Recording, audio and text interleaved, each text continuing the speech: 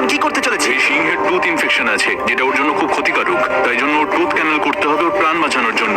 এই সার্জারিতে দাঁতের ইনফেকশন সারিয়ে ওর জীবন বাঁচানোর চেষ্টা করা হবে। ওর ঠোঁটটা একটু ধরবে তুমি এইভাবে। ও মাই গড, দেখো ওর দাঁতের তো খুবই খারাপ অবস্থা। আর যদি এই ইনফেকশনের চিকিৎসা না করা হয় তাহলে আস্তে আস্তে এই ইনফেকশন ওর হার্টের ক্ষতি করে দেবে। ঠিক। আচ্ছা, ও যদি জেগে যায় তাহলে কি হবে? ও আমার আঙুল কামড়ে দিতে পারে। ও, আর আমার আঙুলটাও। হ্যাঁ, হয়ে গেছে, ও একদম ঠিক আছে। চলো ওকে মুক্ত করো। এখন সিংহটা সুস্থ আর স্বাভাবিক। এখন এরকম 999টা প্রাণীর জীবন বাঁচানো বাকি। আমাদের পরের মিশন হলো কিছু রাইনোর জীবন বাঁচানো। এই বিশাল জায়গায় আমরা ওদেরকে খুঁজে বার করে ট্র্যাঙ্কুলাইজ করব আর ওদের স্থানান্তর করব। আমরা এখন রাইনোদের খুঁজে বেড়াচ্ছি।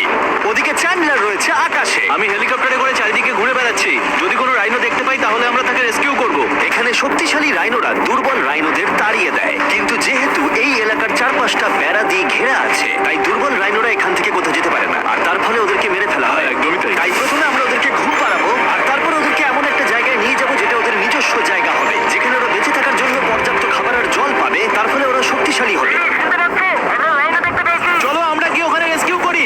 ঠিক আছে, ও রাইনো দেখতে পেয়েছে। চলো চলো চলো। আমার কাছে ট্র্যাঙ্কুলাইজার গান আছে, আমি এটা মেরে ওকে ঘুম পাড়িয়ে দেবো যাতে আমরা ওকে সুরক্ষিতভাবে ধরতে পারি। আমরা পেরেছি। চ্যান্ডলার রাইনোকে হিট করেছে। চলো চলো। একটা রাইনো ঘুমিয়ে পড়েছে, পরেরটা দেখি। Chandler, good shot. প্রথমেই আমরা ওর অ্যান্টি পোচিং কলারটা খুলে নেব, আর সেটা এইভাবে হবে। এই কলারটা রাইনোর স্পিড ট্র্যাক করে, আর এর ফলে ও স্থানীয় জায়গাতেই থেকে যায়। যদি হঠাৎ রাইনো খোলামেলা জায়গায় দৌড়তে শুরু করে যখন চারপাশে কোনো প্রাণী নেই, তখন আমরা জানি শিকারীরা ওকে মারার চেষ্টা করতে পারে। আমরা চেষ্টা করব যাতে এই রাইনোদের আয়ু অনেকটাই বেড়ে যায়, কারণ ওদের সংখ্যা খুব একটা বেশি নয় পৃথিবীতে। হ্যাঁ, তোমাকে অনেক ধন্যবাদ, এটাই আমার বলার ছিল। তাহলে এটা হলো একটা মাইক্রোচিপ, যেটা আমরা ওর শিঙের ভেতরে ঢুকিয়ে দেব। তারপর সেটা আঠা দিয়ে আটকে দেব। এবার যদি কোনো শিকারী ওকে বেআইনি ভাবে মারার চেষ্টা করে তাহলে কালোবাজারে ওর শিং বিক্রি করার সময় আমরা ট্রেস করে ওদেরকে ধরতেও পারবো। এবার এই রাইনোকে এমন একটা জায়গায় নিয়ে যাওয়া যাক যেখানে বড় রাইনো একে মারতে পারবে না। আমি জানি এটা দেখে বড় অদ্ভুত লাগছে, কিন্তু এটা এই রাইনোর আয়ু অনেকটাই বাড়িয়ে দেবে। চলো ওকে ভিতরে ঢোকাও, এটা তোমার ভালোর জন্যই। ভিতরে ঢোকো। আমরা এমন একটা সুরক্ষিত জায়গায় এখন রয়েছে যেখানে এই রাইনোকে কেউ তাড়াবে না আর মেরেও দেবে না। ঠিক আছে, আমরা এখন থেকে ওকে হিপো বলে ডাকবো। হিপো? ও তো রাইনো। হ্যাঁ, কিন্তু ওর নাম হিপো। ওকে আমি ডাকবো হিপো দ্য রাইনো। ঠিক আছে। ঠিক আছে, হিপো দ্য রাইনো, তোমার জীবন ভালো কাটুক। আমাদের এখনো অনেক প্রাণীদের জীবন বাঁচাতে হবে। আর অন্যদিকে আমার বন্ধুরা যখন দুটো ছোট রাইনোর জীবন বাঁচালো, তখন এদিকে আমরা নজর দিলাম একটু লম্বা প্রাণীর দিকে। জিরাফস। নাও ভ্যাকসিন। আমরা ওদেরকে ভ্যাকসিন শুট করলাম। দারুণ। রাইনোদের ট্র্যাঙ্কুলাইজ একটু আলাদা ছিল, কারণ এই হাই পাওয়ার্ড এয়ার রাইফেলগুলো এই জিরাফের শরীরে একটা বড় সিরিঞ্জ ঢুকিয়ে দেয়, যেটাতে রয়েছে জীবন বাঁচানোর ওষুধ। তোমাদের ভ্যাকসিন এনজয় করো, দিন তোমাদের ভালো কাটুক। ওরা পালাচ্ছে কেন? আমরা তো ওদের জীবন বাঁচাচ্ছি।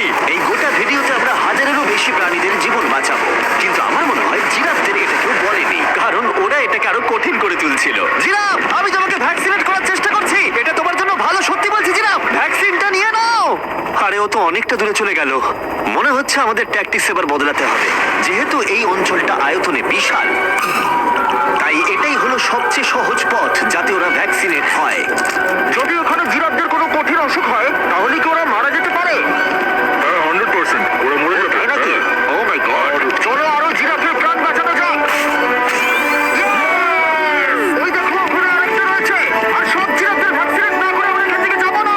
যদিও এখানে বাতাস অনেকটা বড় প্রতিবন্ধকতা। তুমি এখন ওষুধ পেয়ে গেছো, ভালো থেকো। আমি আরো সাহায্য চাইলাম যাতে যতটা বেশি সম্ভব প্রাণীদের আমরা বাঁচাতে পারি।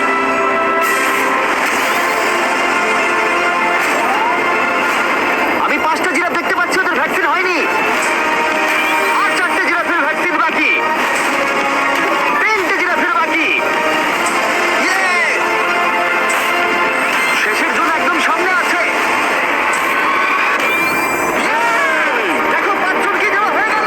আমরা ওদেরকে শুট করছি, যদিও আমরা ওদেরকে মারছি না, ওদের জীবন বাঁচাচ্ছি। ঠিক জায়গায় লেগেছে।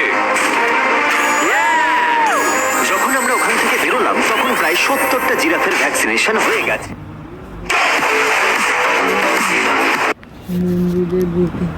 হয়ে গেছে।